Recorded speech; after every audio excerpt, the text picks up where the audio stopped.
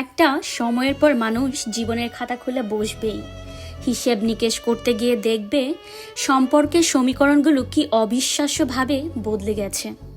বাবা মায়ের কাছে যে ছেলেটা খুব আদরের ছিল, সেই ছেলেটাও একদিন বেকার তকমা পেয়ে যাবে। বেকার ছেলেটাও একসময় আবিষ্কার করে ফেলবে এই পৃথিবীতে সে ভীষণ রকমের একা। দুজন ছেলের মধ্যে বাবা মাও কত সহজেই তফাৎ করে ফেলবে, তুমি বুঝতেই পারবে না।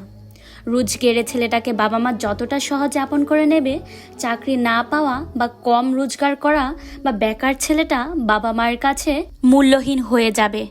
আবার এক সময়ের সেরা প্রেমিকের আখ্যা পাওয়া পুরুষটি ভালো চাকরি পেল না বলে অযোগ্য বলে প্রমাণিত হবে। অথচ কি নিবিড় প্রেমে ভরা ছিল একদিন। কিংবা ওই মেয়েটা দেখতে অসুন্দর বলে কিছুতেই যার বিয়ে দিতে পারছে না বাবা মায়ের কাছে অতি আদরের কন্যাটিও হয়ে ওঠে আস্ত একটা বোঝা। একটা সময়ের পর বাবা মাও আপন থাকে না। কি অদ্ভুত জীবন! আমরা ভাবি এক, হয় আর এক। জীবন পাটগণিতের মতো সহজ সরল অঙ্ক নয়, যেখানে 9 আর 6-এর যোগফলে 15 দাঁড়াবে। জীবনের অঙ্কটা একটু জটিল। কত সহজেই সব কিছু 9-6 হয়ে যায়। সহজ অঙ্কটায় পরে একদিন পিথাগোরাসের উপপাদ্য হয়ে দাঁড়ায়। সম্পর্কের সমীকরণ বদলে গিয়ে উপলব্ধি হবে এ জীবনে কেউ কারো নয়, কেউ আপন নয়। তাই সময় থাকতে থাকতে এই পৃথিবীতে নিজেকে দামি করতে হয়। নিজের দাম না থাকলে কে মূল্য দেবে?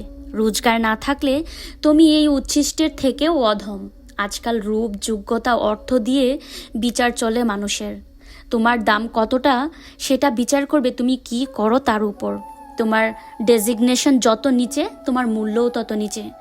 সংসারে উদয়াস্ত পরিশ্রম করেও নিজেকে ঢেলে বেড়ে দিয়েও যদি তোমার রোজগার না থাকে, তুমি বিগ জিরো। আর তুমি যদি বাড়ির বউ হও, তোমার ইনকাম যদি না থাকে, তোমাকে শুনতেই হবে বাড়িতে সারাদিন শুয়ে বসে থেকে করোটা কি।